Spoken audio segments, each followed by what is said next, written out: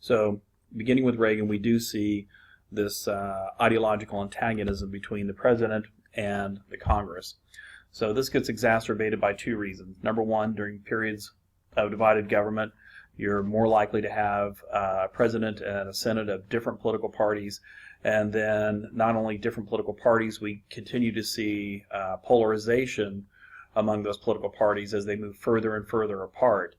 So whereas, let's say, maybe in the 1970s, the difference between Democrat and Republican was not nearly as great as what it is now. It was far more easier to get someone confirmed in the 1970s than it was from the 80s, 90s, and into today. So we will probably continue to see that as we continue on with this period of divided government. Okay, it should also be mentioned that the filibuster no longer applies to lower court judges. There's been some differences or some problems getting judges confirmed to district court and court of appeals. However, the Senate modified its debate rules several years ago to make the filibuster no longer applicable to lower court judges, although it still does apply to Supreme Court judges. So to get those individuals confirmed, the filibuster still applies, and you've got to try to build up the coalition to make sure you've got 60 votes to ensure confirmation. Senatorial courtesy. Senatorial courtesy is the unofficial but very real power of senators to appoint federal district court judges in their home states. This will be explained a little bit more in depth when we talk about the judiciary, but unofficially, but very much in reality, U.S. senators do appoint federal district court judges. Congress and the folks back home. Members of Congress are expected by the folks back home to engage in what is called casework. So let's say that Grandma has a problem getting her Social Security check. So she calls up her member of Congress and talks about the problem. Wants to talk about the problem. She'll be referred to a staffer who's going to try to help her out. Now, technically, the member of Congress can't call up the Social Security Administration and say, I, by the power vested in me by being a member of Congress, order you to give the check to Grandma. In reality, the Social Security Administration and basically any other bureaucratic agency like to do favors for congressmen because it helps get the congressmen off their back. And members of Congress do like to do favors for the folks back home because it helps them get reelected. So the member of Congress doesn't have necessarily special executive authority to order an agency to do anything, but agencies are receptive to deal with special requests from members of Congress for their constituents. This phenomenon or this process is sometimes referred to as the member of Congress acting as an ombudsman. Members of Congress are expected to get pork for the folks back home. Pork barrel projects or earmarks refer to federal spending in that member of Congress's district or in that member of the Senate's state. Bridges, roads, dams, research facilities for universities, research grants, federal facilities, military bases, weapons systems, and so forth. Members of Congress will defend, for example, weapons systems that are built in their state, even if the military doesn't want it. It's not that they're opposed to the military getting what they want, but they also want the military to have what is built or based in their state because, quite frankly, it means jobs. No member of Congress wants to go back home and explain to them how they couldn't protect the base or how they couldn't protect the research facility or the federal installation and so forth. So all those things contribute to economic activity back home, and members of Congress are expected to engage in that. Members of Congress obviously want to get reelected. This is particularly true in the House of Representatives where they're on what's called the constant campaign. They are constantly campaigning because whenever they take the oath of office in the first week of January, typically, their next election, a primary election, is less than 2 years away. It's probably about 1.5 years away. So once he raises his hand in January and swears to be a good congressman, then he's got a primary election in about 1.5 years. So they are constantly campaigning for re-election. One of the special perks they get as members of Congress is the franking privilege. The franking privilege is the ability of members of Congress to send material through the U.S. mail absolutely free.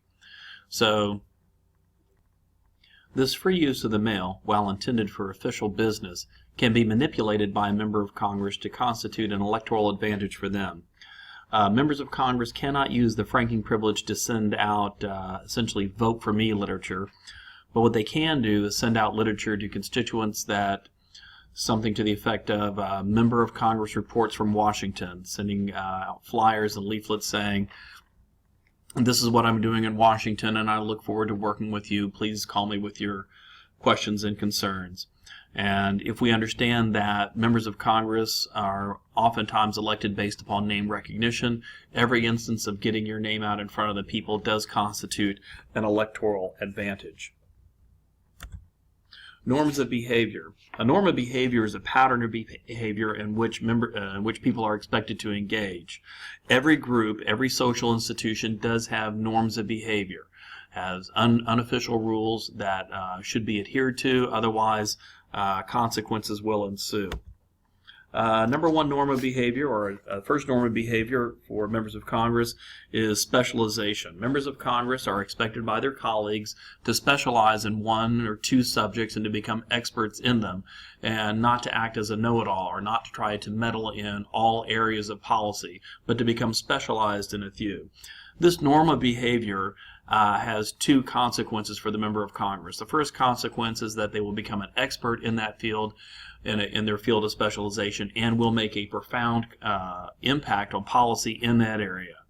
The other consequence is that they will not make much of an impact in policy outside of their area of specialization. This area of specialization is usually reflected in that member of Congress's committee assignment. Workhorse versus show horse. Everybody understands in Congress that you have to do what is required to get noticed, to get yourself on TV, so you can get reelected. Although members of Congress who focus on the show horse aspect of always seeking publicity, always trying to gain notoriety at the expense of the workhorse role where it's getting involved in legislating and actually getting work done, those individuals tend to be frowned upon. Again, everybody understands you've got to seek notoriety, but to do that to the exclusion of actual legislative work is frowned upon and can bring condemnation by your colleagues. An important norm of behavior in Congress is reciprocity, which is essentially the mutual exchange of favors. If one member of Congress does a favor for another member of Congress, the second member of Congress is expected to reciprocate with a corresponding favor. A specific type of reciprocity is log rolling, which is the trading of votes.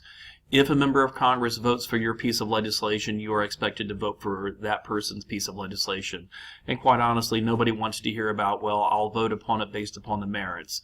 No, essentially what they're saying is like, look, I voted for your stupid bill, you need to vote for my stupid bill, and then both of our bills will get passed.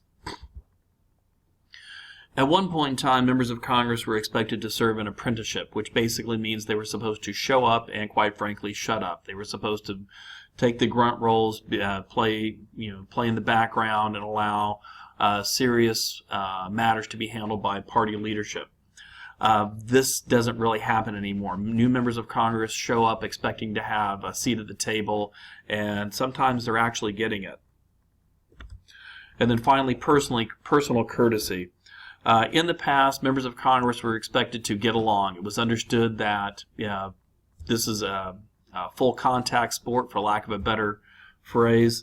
But after 5 o'clock, when business is over, members of Congress are expected to occasionally socialize and to get along with one another and to try to be nice. During the work time, it was understood that there can be conflict, as there naturally would be, but it wasn't personal. Increasingly, this doesn't happen. Members of Congress are antagonistic toward each other, not just professionally, not just ideologically, but personally as well. And this has eroded some of the ability of Congress to actually get things done. Congress had enough conflict before the erosion of personal courtesy. Now it has even more. And that does have an impact on the ability of Congress to actually achieve its work.